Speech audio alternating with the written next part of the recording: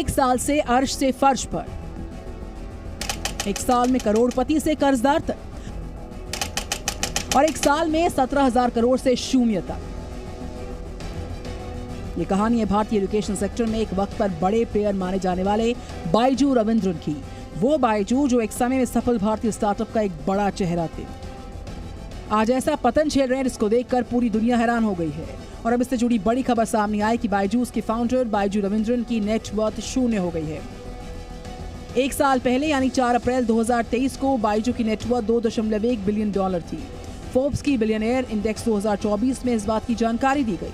Report में बताया गया कि एक साल पहले बायजू फोर्ब्स की बिलियनियर की लिस्ट में शामिल थे, लेकिन पिछले साल की लिस्ट में इस बार 4 लोगों को आउट कर दिया गया है। उनमें रविंद्रन का नाम भी शामिल है। बायजू रविंद्रन की कुल संपत्ति में ये भारी गिरावट उनकी स्टार्टअप कंपनी बायजू में नकदी संकट को लेकर आई है। हाल ही में एक विदेशी कंपनी ने भी बायजू की वैल्यूएशन 95% घटाकर $1 बिलियन कर दी थी। बायजू को 2011 में शुरू किया गया था, तब ये तेजी के साथ तरक्की करने वाला भारत का स्टार्टअप बन गया। इसमें 2022 में $22 बिलियन की हाईएस्ट वैल्यूएशन का दावा किया गया था।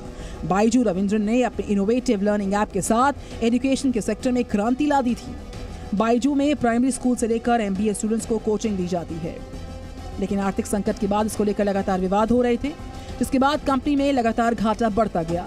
हालात यहां तक आ गए कि कंपनी अपने कर्मचारियों को सैलरी तक नहीं दे पा रही है, दफ्तर बंद कर दिए गए हैं। हालात सुधारने के लिए बायजू रविंद्रन अपनी निजी संपत्ति तक इस पे लगा चुके हैं और निवेशक भी उनका साथ छोड़ चुके हैं। कंपनी की मुश्किल तब उजागर हुई जब बायजूस ने मार्च 2022 को खत्म होने वाली फाइनेंशियल ईयर के लिए अपने लंबे समय से पेंडिंग रिजल्ट को जारी किया। इसमें $1 बिलियन से ज्यादा का नेट लॉस सामने आया है। इसके लिए बड़ी संख्या में बायजूस ने कर्ज भी लिया। $1.2 अरब के लोन को लेकर लैंडर्स के साथ विवाद भी हुआ और बायजूस को होता ये घाटा लगातार बढ़ता ही चला गया। खराब नतीजों के बाद निवेशकों के विश्वास में कमी आई और बायजू रविंद्रन का नेतृत्व भी सवालों के घेरे में आ गया। शेयर धारकों ने हाल ही में उन्हें CEO पद से हटाने के लिए मतदान भी कर दिया। बायजू पर सबसे बड़ा असर कोरोना महामारी के बाद हुआ। कोरोना के बाद क्लासेस फिर से शुरू होने के चलते कंपनी की ग्रोथ धीमी पड़ गई। इतना ही नहीं, बायजू का फॉरेन इन्वेस्टमेंट भी ED की जांच के दायरे में आ गया, जिसकी जांच अभी भी हो रही है।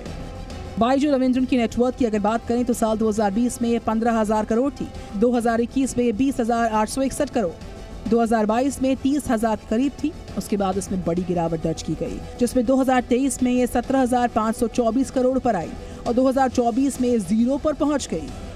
एक वक्त था जब बायजू ने अपने ब्रांड के लिए लियोनेल मेसी तक को ब्रांड एम्बेसडर बना दिया था। इतना ही नहीं, भारतीय क्रिकेट टीम को स्पॉन्सर तक किया था। लेकिन उसके बाद ये कंपनी लगातार विवादों में आती रही। कर्मचारियों ने भी कई सारे आरोप लगाए। यही वजह है कि आज ये अर्श से फर्श पर आ चुकी है। ब्यूरो रिपोर्ट, जी मीडिया। जी न्यूज़।